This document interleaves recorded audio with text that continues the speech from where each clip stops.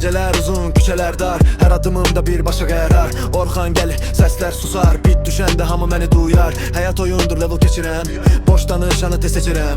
Dost az olar bunu bilirəm, amma zirvəyə yedirəm, Qaranlıqda parlayan ışıq kimi, hədəfim böyük dayanmaq deyil ki. İnsana zor bitə girəndə indi, hamı deyir bu flow çox ciddim. Yolumuzun geri dönmək yox, hər kəs danışır amma məndə flow çox. Bit vurur sinəmə, ritim olur qan, mən çıxanda səhnəyə başlayır tufan. Gözlər üstümdə fokusdan məndə, saxta insanlar itib gedər birdən. Qaranlıq küçədə böyüdü bu stilindi, hamı soruşur bu uşaq kim. Sözlər ot kimi, mic elimdə silah, rap mənim oyunum yoxdur burada. Günah bir gün zirvə yaxın bilirəm bunu. Orxan gəlir yenə dağıtmağa ruham, vay.